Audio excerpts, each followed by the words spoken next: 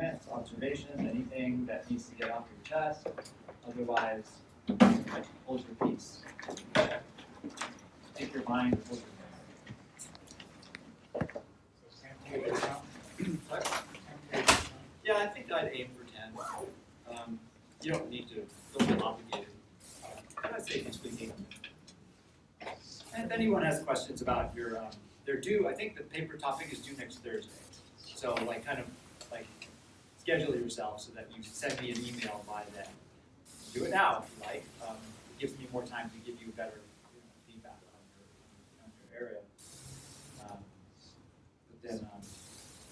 Yeah, and so if people have questions about the formatting or structure or how to go about finding sources, then by all means. Right, so let's get going here. So today's topic is a transitional area of trying to create a kind of thematic coherence in what is otherwise somewhat random, chaotic intersections of religion. So my focus today will be on Judaism in modern America. I kind of did this on purpose because I thought that introducing indigenous religion first would give us an interesting theoretical lens through which we could look at Judaism, both in terms of its ancient inception, but also in terms of how it has been transplanted into other countries and other areas. And I don't want to lose touch with either of those components of Judaism. I want to emphasize its indigenous roots or origins, but at the same time recognize that it has spread and changed over time. So we'll be looking at both of those angles. As a preliminary statement, I don't want to presume that anyone comes to class with a lot of knowledge on Judaism. So for those of you who have a little bit more than others, maybe some of this might be overdoing some simplistic elements. Otherwise, for those people who don't have much of a background in the area, it could be helpful to see things from the ground building up. So I'll start with what I think is some helpful distinctions about Judaism. Most people are familiar with a variety of these elements that we could use to describe Jews and or Judaism, but I'll just want to walk through them just to kind of isolate and identify what I mean by each. So it's a complex culture and tradition, and I don't want to belittle or minimize that. So I actually want to complicate things as much as possible. So first and foremost, there's some problems of definition and identity with Judaism. Jews are both an ethnicity and theoretically a religious identity. So first and foremost, I think the emphasis should be on ethnicity. Jews are an ethnos, a people. Right? That derives from ancient language of peoplehood. So we actually get the term ethnicity from the ancient Greek term ethnos, which means people. So we've kind of just used the term to distinguish Jews from every other type of people. And so an ethnic definition is first and foremost kind of a priority with Jewishness. It's peoplehood. But because ethnicity was rarely separated or distinguished from religion in antiquity, there's always been an overlap between ethnicity and religion. So Judaism, or Judeanism, if you want to call it that, was also a religio in antiquity. So a religio is essentially defined by the faithfulness or reverence towards one's ancestral customs. So the definition of religion in antiquity was an ethnic definition. So Judaism originates as an ethno-religious profile. So today, we are very comfortable separating ethnicity and religion, mostly because Christianity is not an ethno-religion, and Christianity dominates. So you don't get born into Christianity the way you're born into Judaism. Yes. I heard Judaism, if your mother's Jewish, then you're Jewish, but if your mother's not Jewish, then you're not Jewish. Yeah, that would be correct for the Orthodox communities of Judaism, where that's the matrilineal descent that is determinative. of identity. In other Jewish communities, it could be either the father or the mother. So it really depends on the community that a Jew might belong to. Yeah, but it's a good point. Yeah. So, yeah, please, just by all means, just shoot questions as they come. Yeah, absolutely. Yeah. There's a whole very technical conversion process. Yes, absolutely. Okay. Unless there's a follow-up, that the answer is just plain and straight up yes. Yeah. Okay, good. All right. So the first two terms we've inherited or borrowed from antiquity. Jews are an ethnos, a peoplehood. They're also a religion. But because of the force or the focus in Christianity on belief and doctrine, Christianity is not an ethnic religion. So we have to use different terminology to understand Judaism because of its differentiation from Christianity. So you can then therefore be a Jewish atheist, where I think it would be impossible to be a Christian atheist. Although I hear it's growing. I hear the movement is growing. There may be 3. I don't know. There could be more. I don't know. But it's kind of oxymoronic to think that you could be both a Christian and an atheist at the same time. If you don't particularly find yourself inclined to follow the religious aspect, is that a question? Okay, good. If you're not really a religious member of Judaism or the Jewish people, you might find yourself emphasizing Jewish culture rather than religion. So culture is a rather more nebulous way to identify as Jewish without emphasizing the religious tradition that has been inherited from either antiquity or the Middle Ages.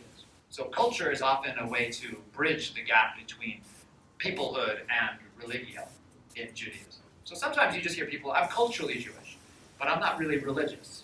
So you might make these distinctions in your mind between religion, culture, and ethnicity, and it might be helpful. Many people do so identify. Yeah. You say in Israel there's like separation from like church and state. I'm sorry, I didn't get the first part of your. So like in Israel, would you say there's like separation between church and state? It is. Fortunately, we're not talking about Israel too much today. We're talking about America. But just to answer your question, there's more of like a conflict between religion and secularism in Israel because of the way it's configured as a Jewish state. I've heard it said, I don't know if this is entirely accurate, but you identify the Jewish community accept you as Jewish unless you convert to another religion. At which point, even if you're ethnically Jewish, Oh, that's a good point. Yeah. So what is that true? Is that what's the? Yeah, it's true. Mostly, I went to this is a little embarrassing. I went to Upside Down the other day, the Jews for Jesus community in Westwood. I thought they offered free coffee, but they don't. I had to pay. That was kind of sucky, man. It's a donation. Yes, they did, but how could I choose nothing? You know. Yeah, so that was disappointing, man. I was like, free coffee. So they sold me on the invite, and then they lost me on the coffee. Okay, anyway, they are a Jews for Jesus community, and Jews, by and large, do not recognize them as Jewish, even though they're ethnically Jewish, simply because, as you say, they've converted to another religion. To accept Christ as your Messiah, Savior, you're not. It's weird. It's not fair, but that's what. Yeah. The Jewish community doesn't regard that as legit anymore. And by all means, if anyone has objections or comments, well, just chime on in. I'm happy to dialogue and get into an argument. That's really fun. Okay, so we've gone ethnicity, religion, culture. Obviously, Jewish history goes back at least 4,000 years, so it's a very long span of time to grapple with. Fortunately, we have a very short window of time to work with, so I don't really need to spend too much time in ancient history, other than to recognize it exists. And it's another way to secularize Judaism. If you focus on history rather than religion, it seems like Judaism kind of has its own monopoly on history, because so much of Western history overlaps and intersects with Judaism. including Christianity and Islam. So to understand Jewish history, you get a panorama of the entire Western civilized culture, at least within those sort of parameters. Some people even emphasize Jewish civilization, which is just another nice way of calling it culture. It's like there's been built up over time systems and structures and belief systems and practices that make up this really complicated story of how Jews have contributed to civilization as well as created and cultivated their own. So there's another element there. And then probably the most controversial element in Jewish understanding is the identification of a homeland, considering the contestation over that homeland. And that's the area that, of course, we see the most tension in today. The tension between diaspora Jewish identity and the Israeli identity that tries to reclaim the homeland of the ancestral Jewish tradition. So that's where most of the conflict arises as a result of what I call re-indigenization of the Jewish tradition. So we'll get to that as we move forward. So those are just some very introductory elements using some of our modern sort of categorical language to orient ourselves to the complexity of Jewish identity, whether it's America or worldwide. Okay, so my one and only slide that talks about the ancient tradition is this one. So I'm going to just kind of really move fast to try to get to our contemporary era. So I'm using terms quite carefully, I hope. Judaism, indigeneity, and diaspora. We talked about indigeneity yesterday. Not yesterday, day before. I don't know, does anyone recall? Oh, well, I should shut up like my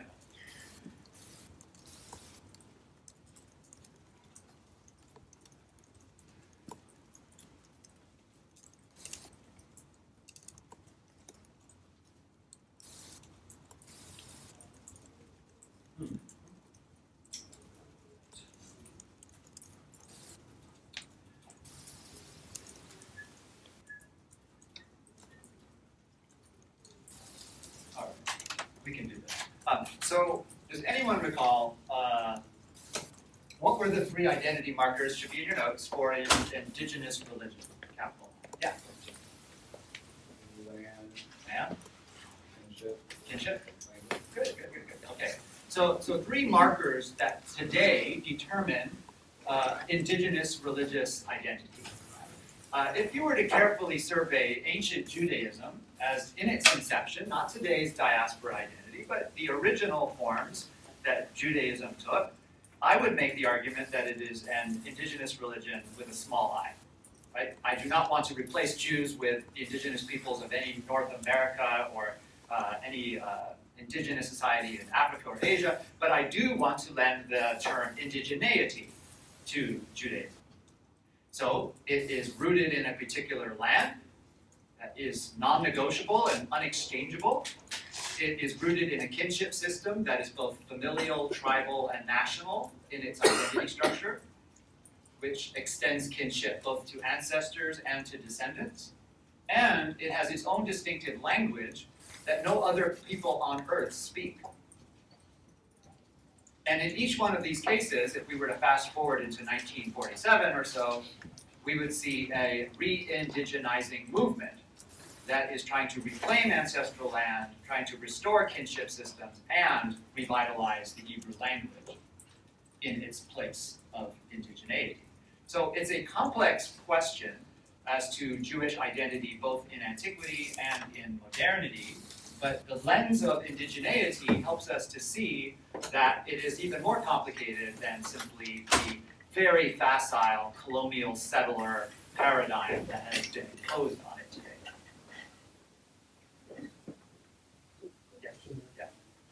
I mean, you mentioned the uniqueness of the Hebrew language. Yeah. Is circumcision also unique to?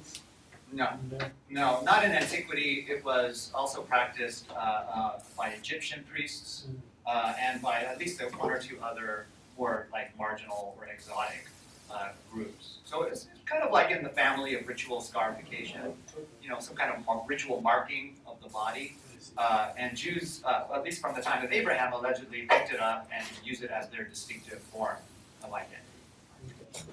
I mean, I understand why they do it, again, that's why I would assume it'd be unique to them, but Well, it is kind of now. I see. Yeah. True. Yeah, yeah. And I think it gets adopted by non-Jews as for medical reasons. That makes sense. Yeah. So and maybe just cultural osmosis. Good question. Okay, so I've just made the argument, the very glossed argument that Judaism begins as an indigenous religion in the land of Judea, which is where we get the word Jew and Judaism, and it is characterized by ancestral practices, which is what ancient religion tends to represent in antiquity. So Judaism, in its inception, really fits all of the profile characteristics of good religion. Right? It has all of the characteristics of a peoplehood with the concepts of election, which essentially means that there's a self-identifying belief in chosenness, that God has chosen this particular people, the one God. I won't go through all of these elements here unless people have questions about what they represent. Circumcision is pretty straightforward. Sabbath, seventh day, keeping it holy. Dietary laws are also identity markers that distinguish Jews from everybody else. They're the only group that don't treat like pork, and don't eat shellfish, and don't like to mix milk and meat, and aren't supposed to conflate different textiles within their clothing. So there's just some very specific rules that apply to Jews and Jews only because of the distinctive elements of the Torah or the law that was given to them. In antiquity, there was a transition from temple worship, which we've talked about as sacrificial in its sort of profile, towards, through the loss of that temple structure, towards emphasis on Torah study and prayer and acts of charity in order to replace what was lost. So the modern Judaism that basically emerges out of the temple culture of antiquity takes on new forms and characteristics in continuity. And that's why it can be very complicated to study Judaism, because it's broken up into different historical eras or phases.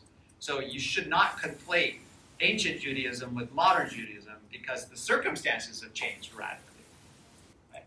And yet people do.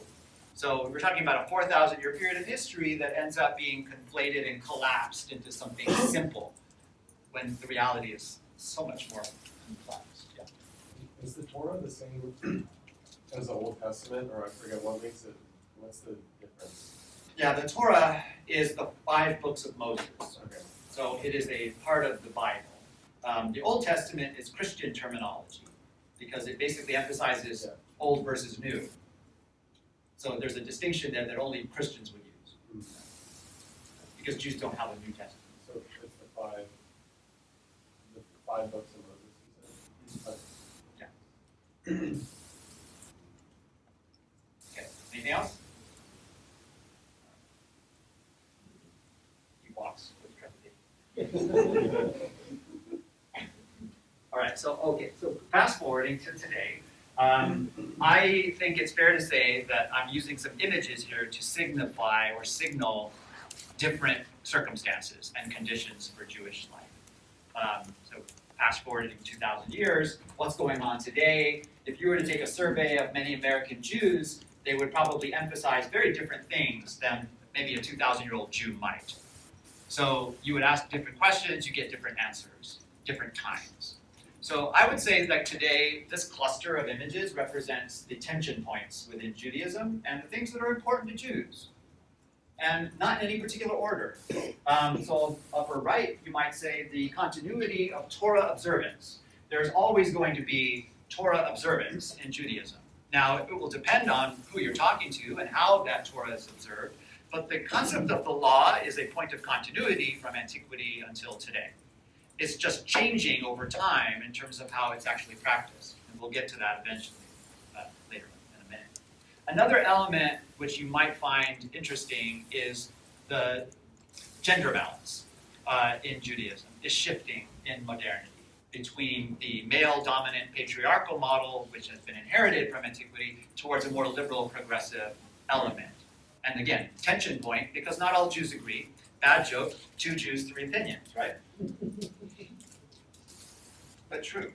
So you might find yourself in disagreement with fellow Jews based on your opinions about the gender balance or gender roles within Judaism. So again, complicated.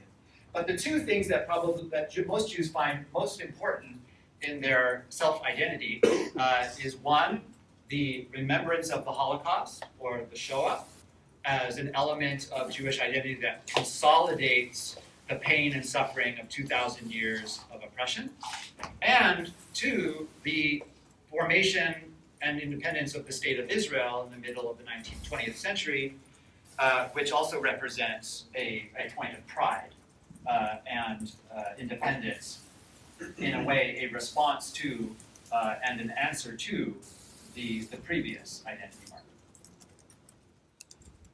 So I've read surveys where American Jews have been asked, what's the most important thing to you as a Jew?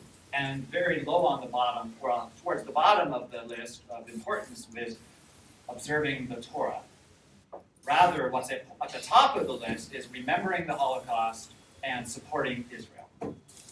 And that becomes the sort of quintessential core of Jewish identity.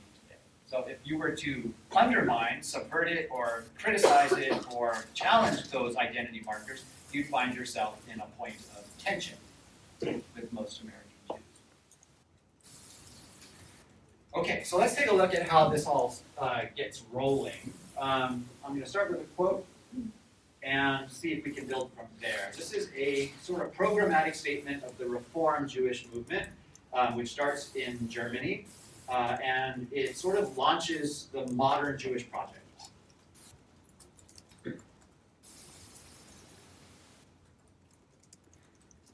We recognize the possibility of unlimited development in the Mosaic religion. The Talmud, which is a sacred body of tradition after the Torah, possesses for us no authority from either the doctrinal or practical standpoint, and a Messiah is not expected or desired by us. We know no fatherland except that to which we belong by birth or citizenship. Interesting statement to make. In the late 18th, early 19th century in Europe, at a time when Europe itself and America are undergoing a radical Enlightenment transformation of both state and religion, we've already seen that in America, particularly, the deist project of a non-Christian religious identity has appeared and has attempted to soften some of the doctrinal edges of the Christian tradition. Now, the same thing is happening to Jews, both beginning in Europe and then transplanted to America. So the Enlightenment that we've been talking about that gives birth to America and to the possibility of religious freedom and equal rights for all in a democratic system is also happening simultaneously to Jews who are absorbing, inheriting, and certainly benefiting from this possibility. So yes, 1843. So we will start with this overarching theoretical historical foundation, which is called in Hebrew the Haskalah. The Haskalah is somewhat synonymous, or at least a good stand-in for the concept of enlightenment in Western Christian Europe. So it's the Jewish Enlightenment. And the Jewish Enlightenment is spearheaded by highly educated European Jews, who, particularly in Germany, but spreading to France, to England, and to other countries, where the possibilities of citizenship, economic opportunity, freedom of religion, and most importantly, equal rights is being offered for the first time in over 1,500 years to Jews of Christian Europe. It's an opportunity not to be missed. far as many are concerned, because never before has it been provided in such a clear and programmatic way. For over 1,500 years, Jews have been relegated to the status of unequal to Christians, whether and unequal to Muslims in the Islamic world. So for the first time, there's a glimpse on the horizon that Jews might just be able to transcend those inequalities and rise up as equal to all. So let me walk through this, more than I've said. So it's an intellectual movement. It's absorbing the same energies of rationalism and enlightenment and freedom and equality of people like Jean-Jacques Rousseau, the French Revolution, the American Revolution. It's a rising tide, and Jews are riding the wave, and they believe that their future freedom and hope is in the realm of absorbing these impulses and influences and adapting to them as best they can while the going is good. Revitalize the peoplehood through reinstituting Hebrew as a language for literature and eventually a spoken language. Absorbing some of the educational possibilities of Western Europe. And as a result, in order to integrate better into the new era, relaxing some of the Torah's strictures and requirements that would require Jewish identity to be more separate from Christian identity or Christian practice.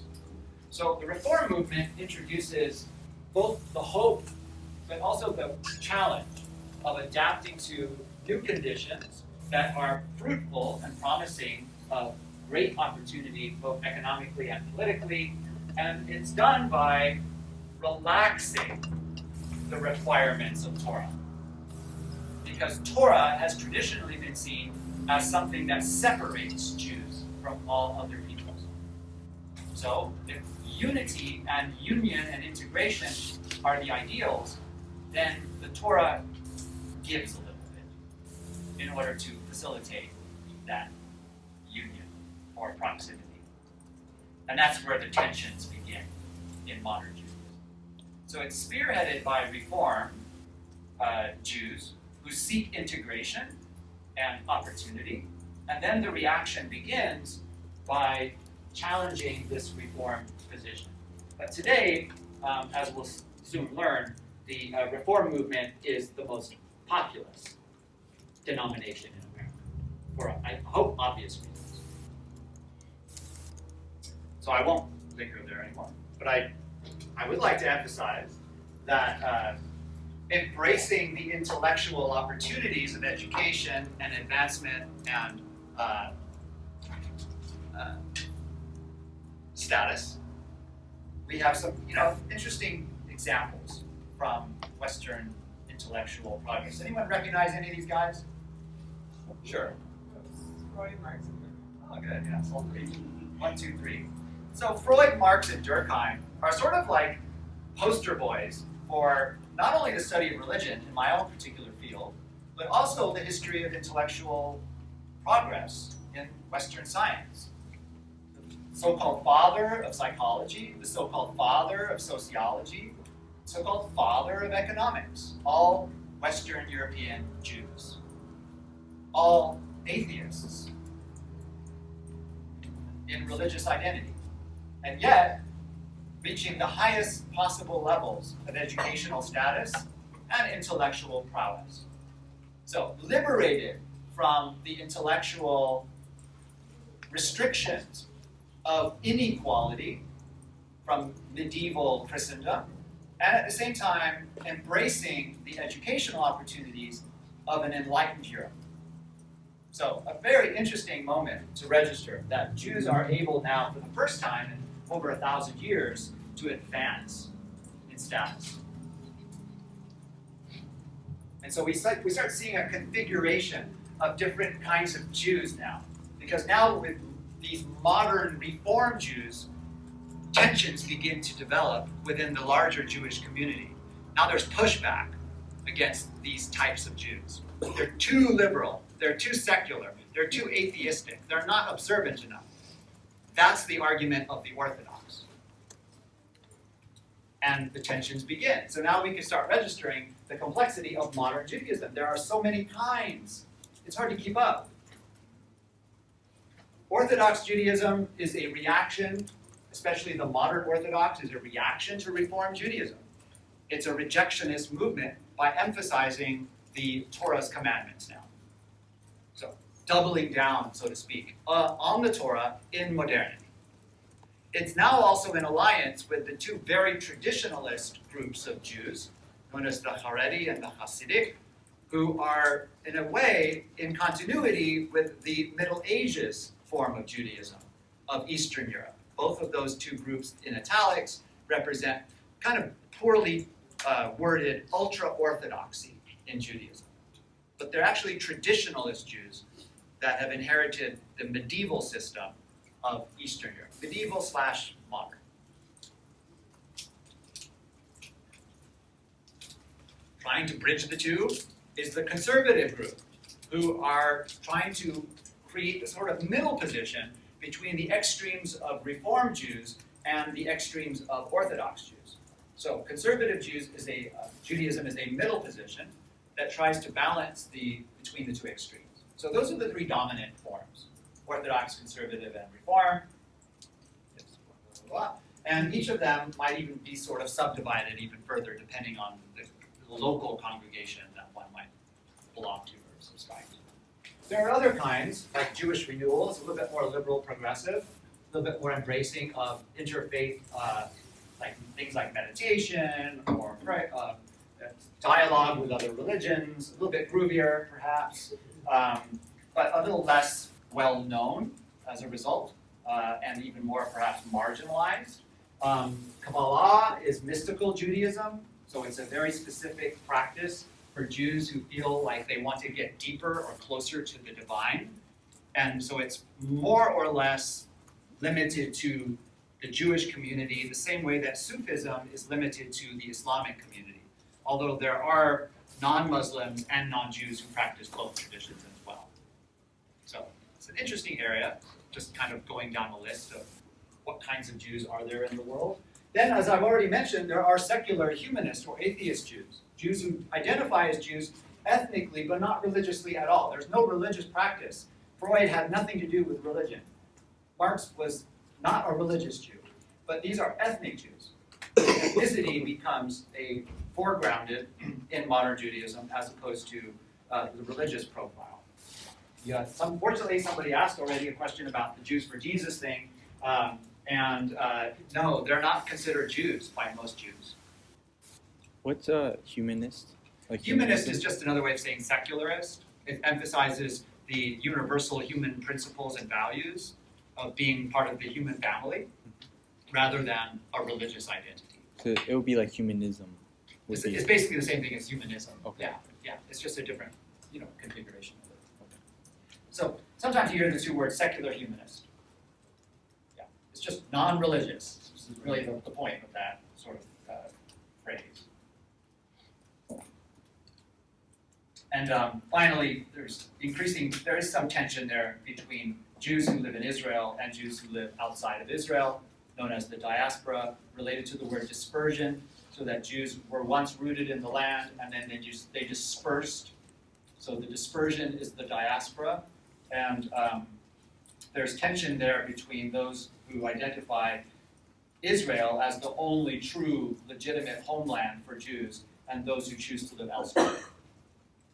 So that's an ongoing relationship, mostly an insider's relationship within Judaism, rather than one that most non-Jews would be even aware of or concerned with. Yes, please? Has there been a movement to try and unite all of the Jewish denominations? Oh, hell no. No. It's like wrangling cats. Or I guess like trying to unite all the Protestants. When does that ever happen? It usually happens the other way, where you'll find more division. Yeah, it multiplies division. Yeah. Yeah.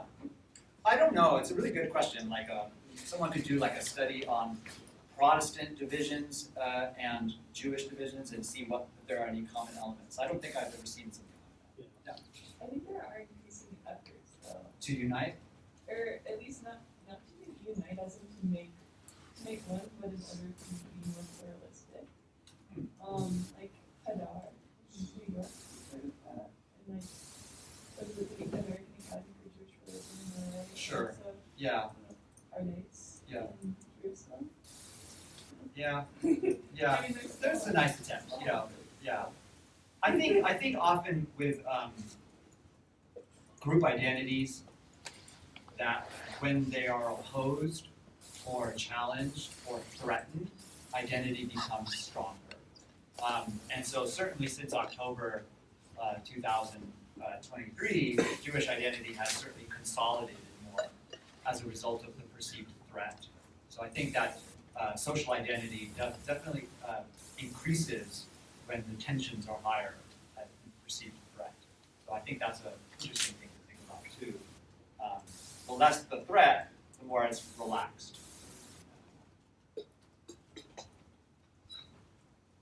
So let's take a little bit of a deeper dive into Reform Judaism, modern Reform Judaism, because it is sort of the dominant form that you might be exposed to in the United States. It arrives in the middle of the 19th century, so Jews are part of the American project, but it's a slow-going process because there's variety of immigration. But Reform basically takes over as the dominant denomination, although conservatism was once the dominant.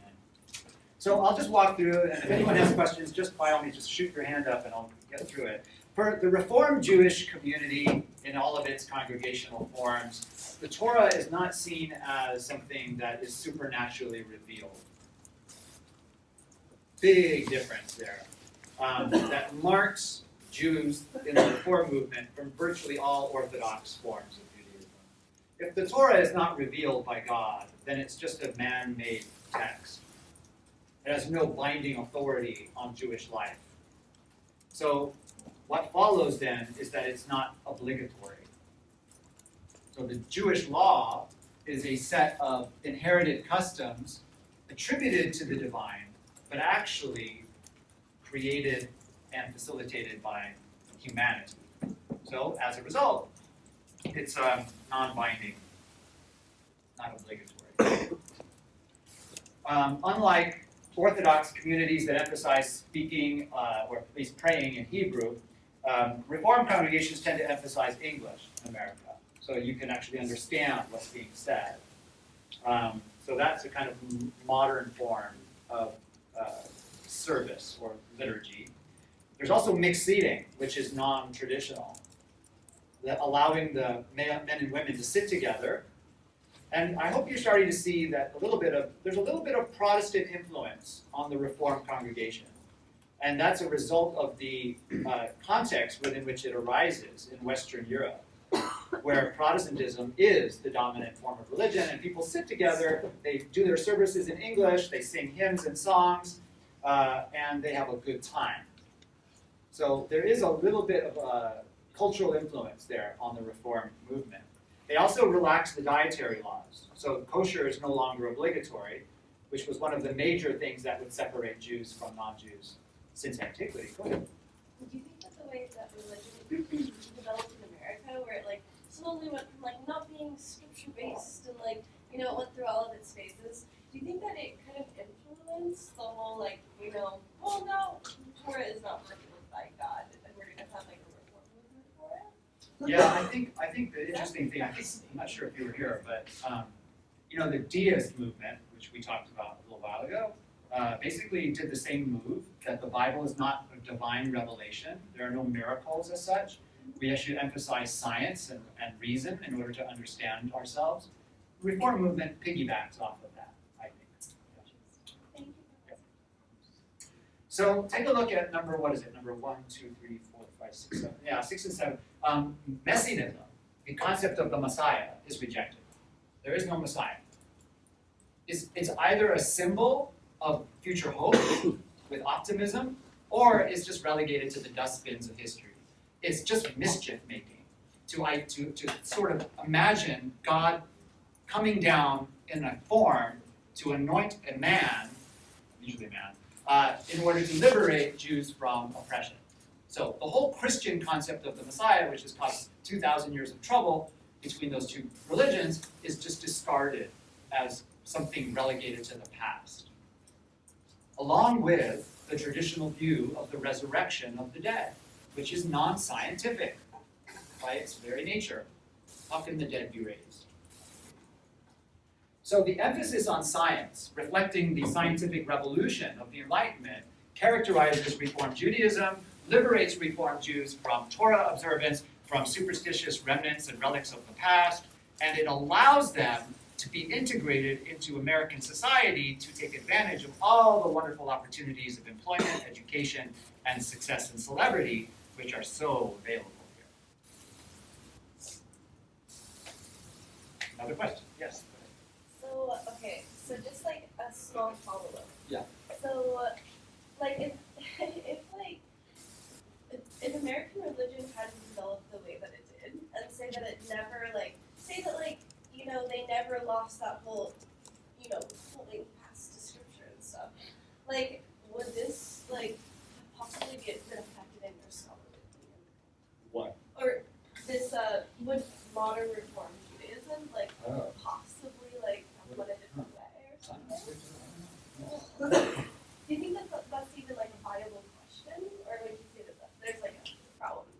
No, I think it's good, and I think what you're after is that Reform Judaism is a reflection of the historical processes. Maybe it's like it had certain, like, you know, rewards, like, oh well, we will put in more, you know, For and sure. like Yeah. do certain things. Like, well, I mean, there's other sects around that aren't on religion, but they're not relying on the scriptures. Maybe we can do that, you know.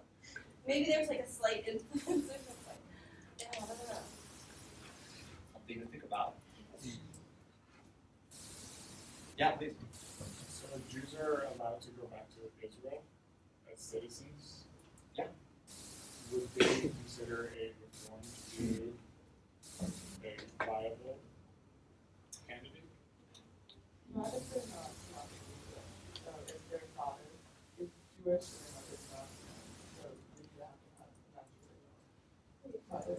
I thought it was that they're allowed to Israel brings into agreement with the law and with their own Jewish grand. Not if they're against citizenship. They're allowed to go there.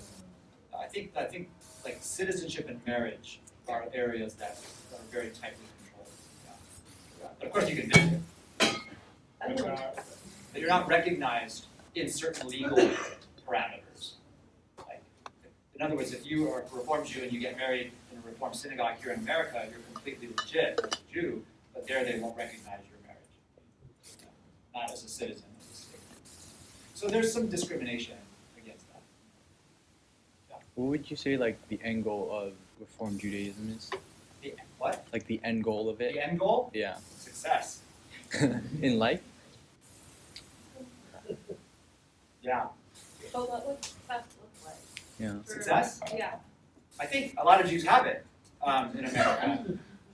They're rich. They're integrated. Or assimilated, if you want to call it that. They don't have to subscribe to belief systems that they no longer feel are scientific and rational. They are accepted by the majority of the population. There's always anti-Semitism to deal with. But by and large, life in America has never been so good for Jews let me rephrase that. Life in America is as good as it gets for most for Jews. And that's how they've seen it up until, a little recently.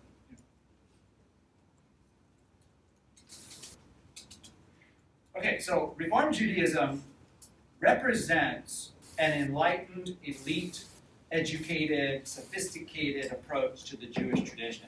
It is inheriting a European Enlightenment educational system that allows Reform Jews to use and utilize the higher educational framework of Western Europe. So Jews are able to now go to college and university and become professors, and yet not all Jews had access to that Western European Enlightenment elite educational status. So as things heat up in the 19th century, towards the end of the 19th century, in anti-Semitic elements, we start seeing in America more kinds of Jews, different kinds of Jews, especially Jews from Eastern Europe who use the immigration policies of modern America in order to move here in massive numbers. And these are not coming from the universities of Western Europe.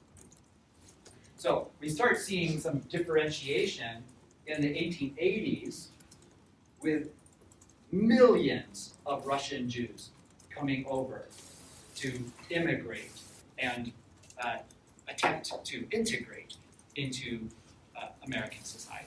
And I'll just kind of briefly touch on each one of the three different kinds of Jews that now seem to be emerging in response to the waves of anti-Semitism that are overrunning Eastern Europe.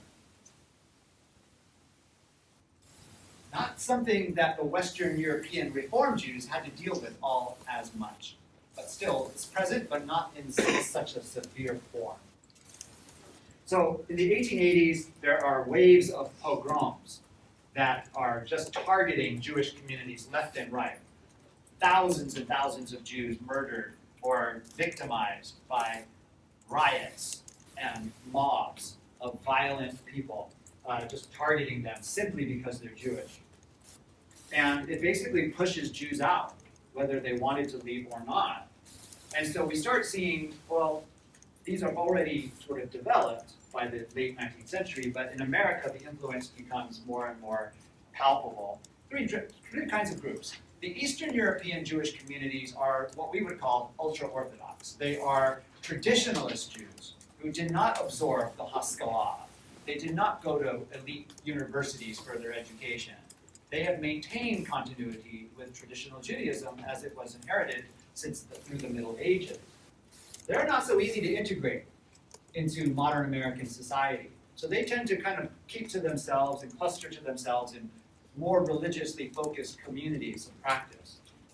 And so we start seeing communities of what we would call ultra-Orthodoxy in different areas of the state, particularly in New York, which is obviously the first place you land when you're off the boat.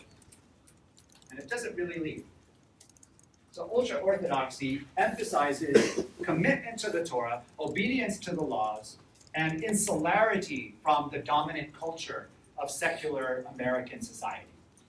So you start seeing closed communities of Jews. People who don't want to integrate. They just want to remain culturally and religiously and ethnically Jewish.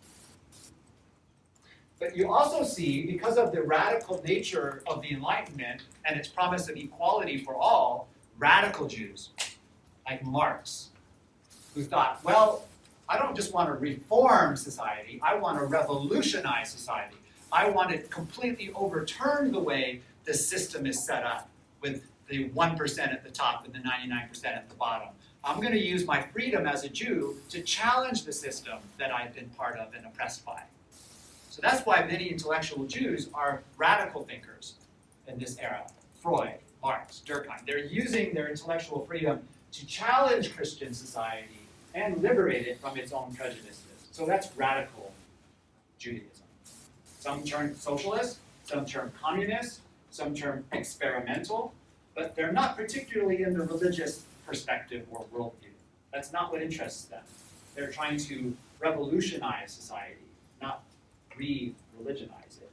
And then the third inheritance of this wave of anti-Semitism that marks the 1880s is the rise of Zionism.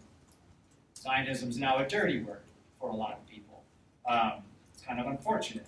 But Zionism, as technically, is a response to anti-Semitism in Europe, both in Western Europe and in Eastern Europe.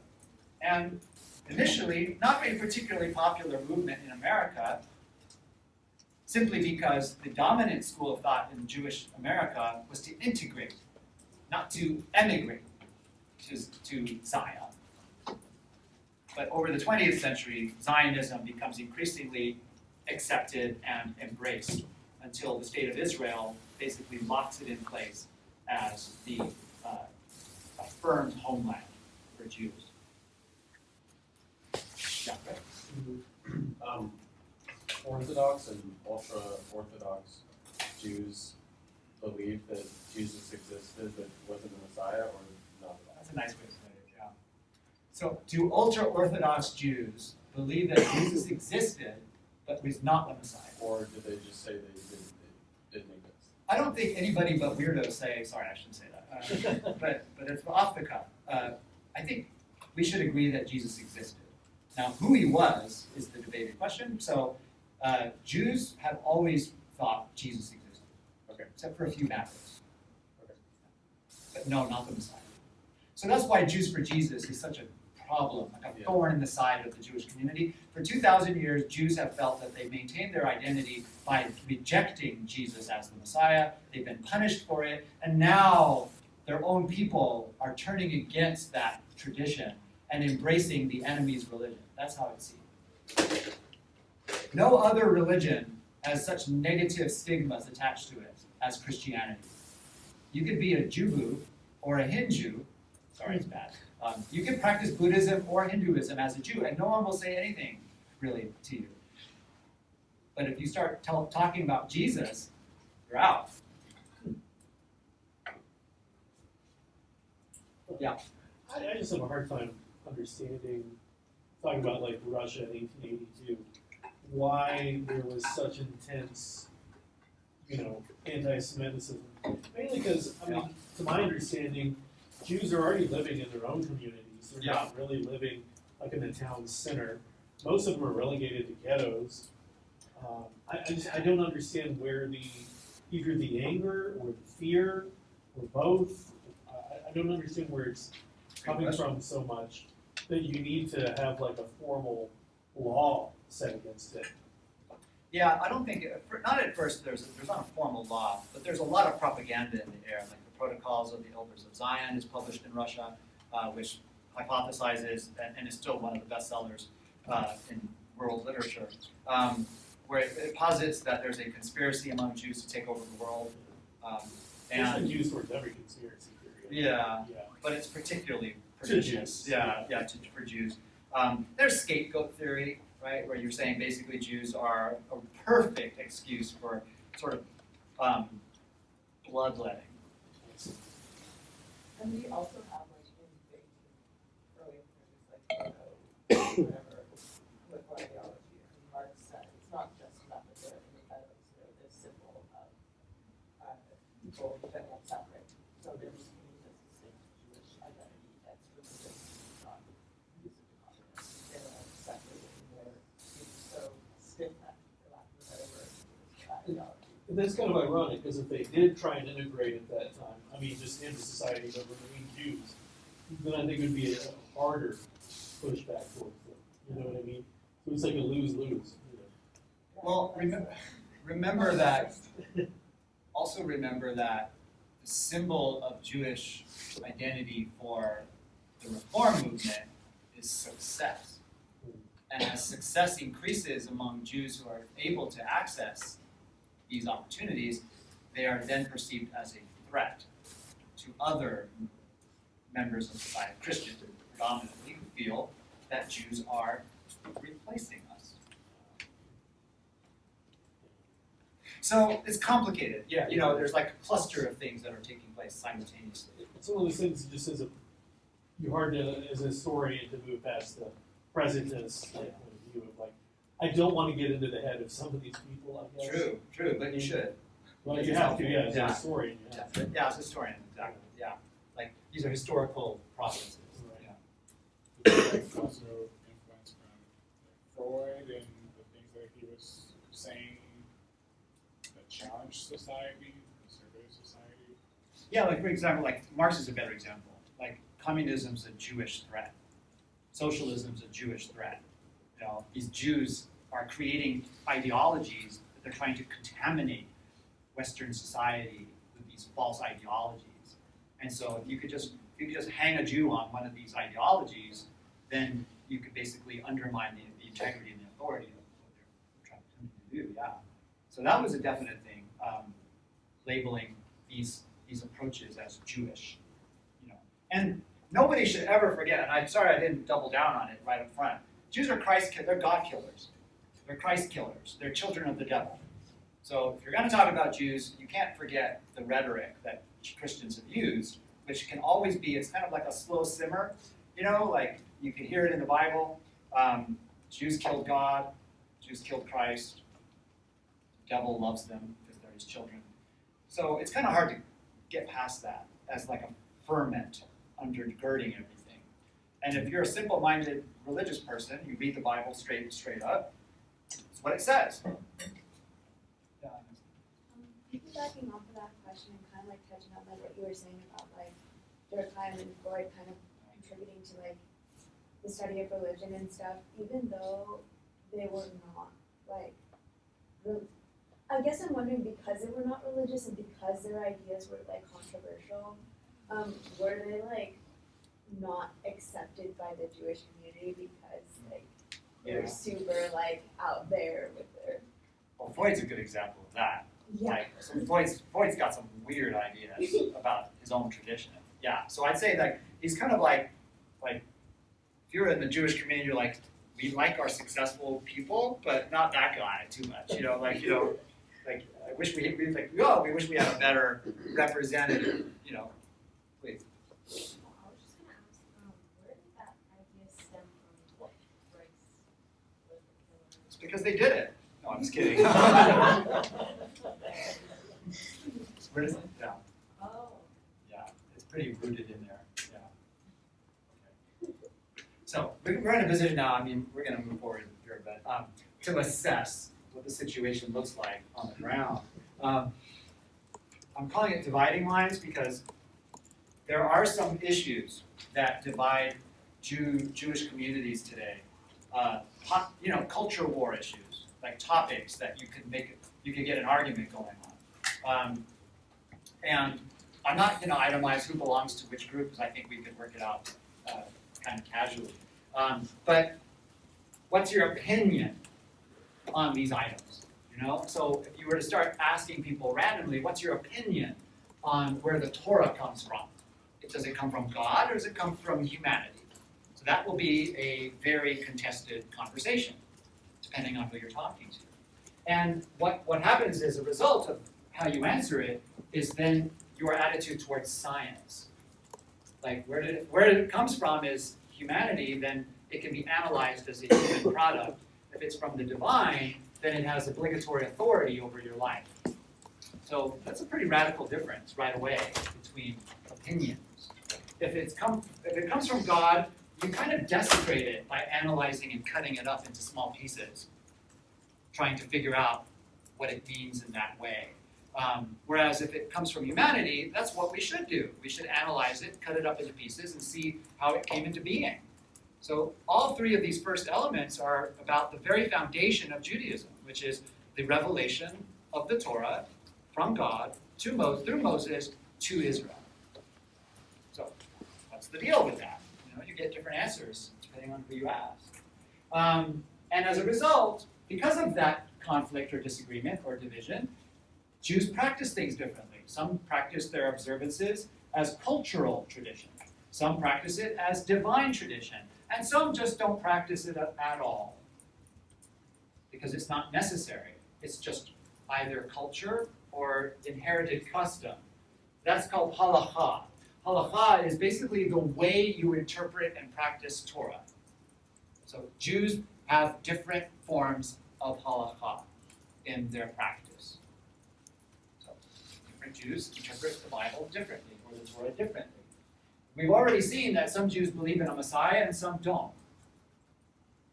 So that's going to create division or conflict. Jews will disagree on whether women can be rabbis. That will cause conflict and division as well. Go ahead. Do some believe that Moses could have been a Messiah?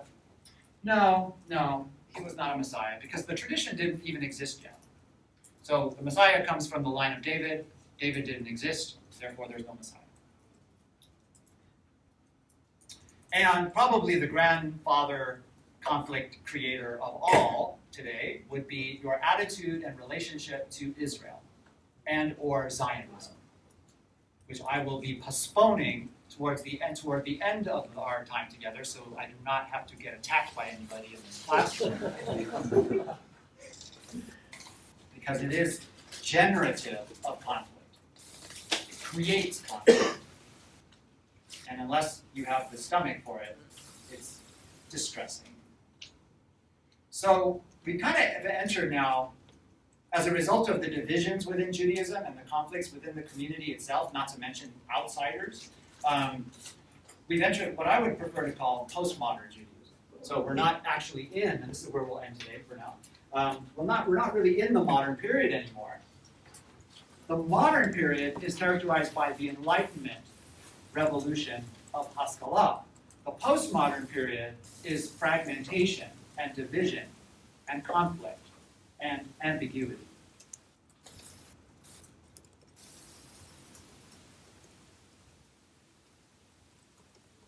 Postmodern. So I'll walk through these in a moment.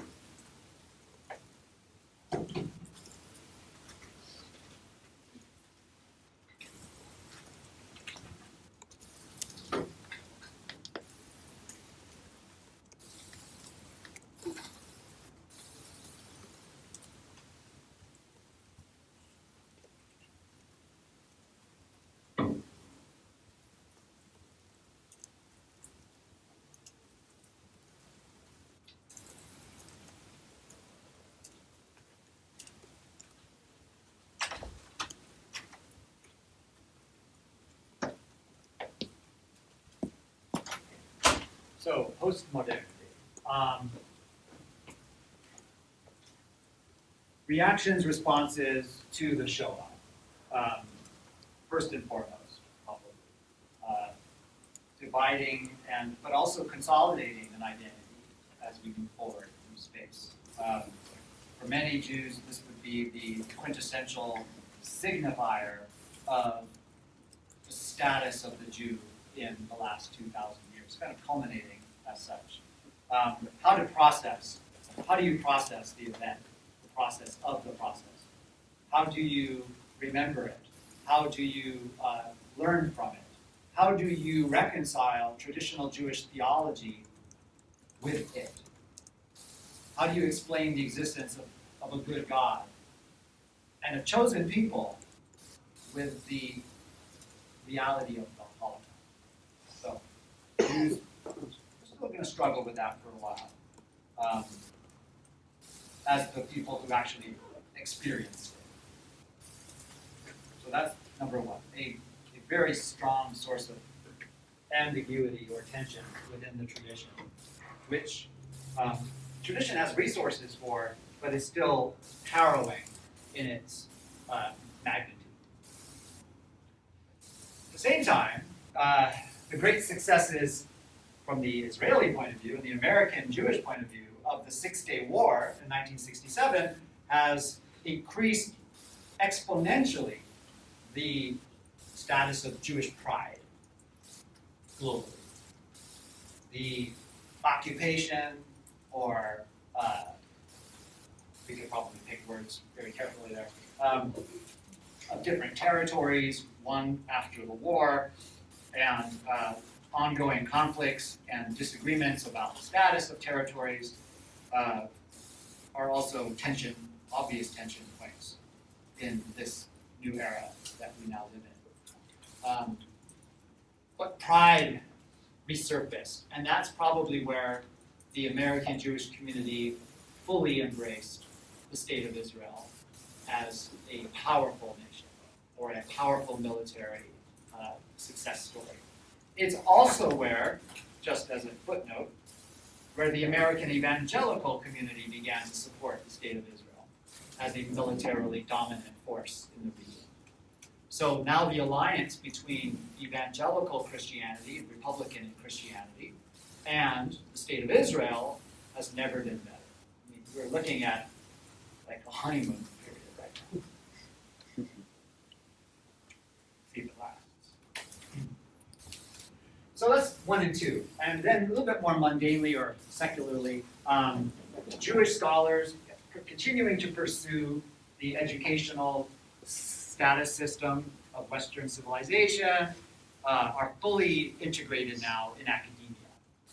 Another reason why academia is targeted by more conservative elements within our society. because there's freedom and there's liberation and equality inherent, theoretically, within the academic system. So Jews can speak up, whereas before they had silence, or had been silenced. So you see lots of Jews in biblical studies, in religious studies, and of course in Jewish studies, which makes sense. And they are able to contribute in ways that are basically in continuity with the Enlightenment project itself. So that is a point of pride for Jews. But it's also a point of tension, because to embrace academia, as we are doing right now, is to insinuate that the principles of the scientific method are valid. And that will have to apply to the tradition itself. So it's very difficult to be a religious person and study the Bible or religion scientifically. It just is. Huh? You have to have two minds when you're doing it. So to develop the tension between the two. New discoveries. Actually, first I'll do Vatican II. So Vatican II, I'm kind of running out of time, but Vatican II was a milestone in Catholicism that finally recognized that maybe the Jews aren't Christ killers after all, that maybe we should kind of dial that down a little bit and start talking to them instead of talking at them. And as a result, the relationship between Jews and Christians has never really been better, particularly within the Catholic tradition, because Catholics initiated a conversation with Jews, really taking a closer look at their own complicity in anti-Semitism as a result of the Holocaust. Much more than, I would say, than some Protestant denominations have done.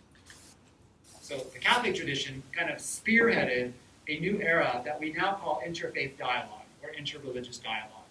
They did that between 1962 and 1965, reflecting on the results of World War II and a new rise in Jewish pride at the same time in statehood. So it's slow, but it's moving. At the same time, new discoveries and new scholarship, which I am very fortunate to be able to contribute to, has revolutionized how even Christians view their own tradition.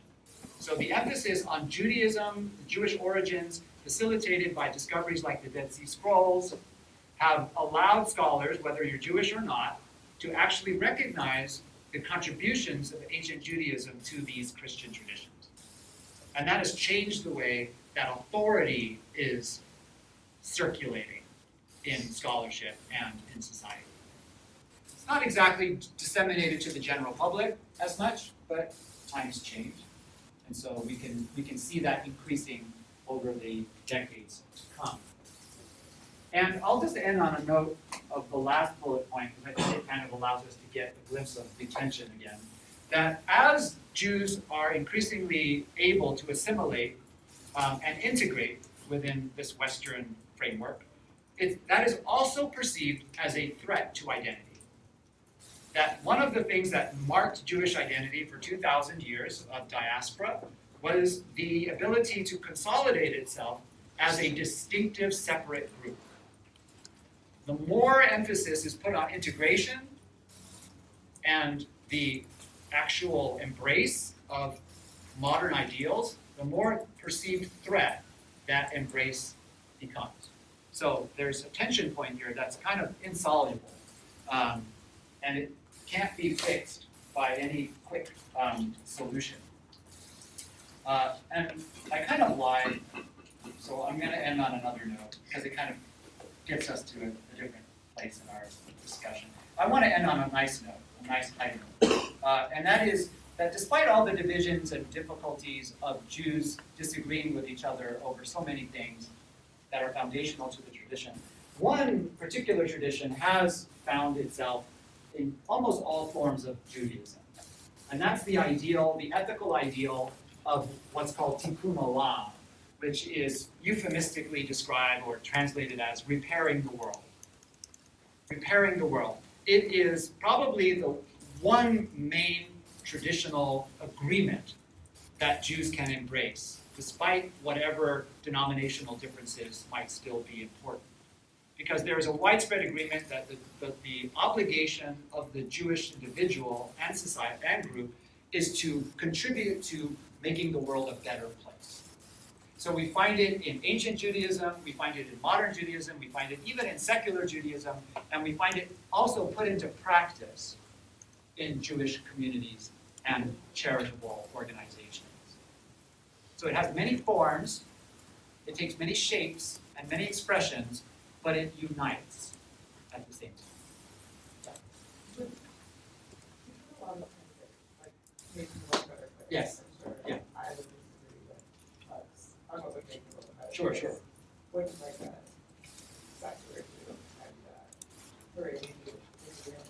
Absolutely, yeah.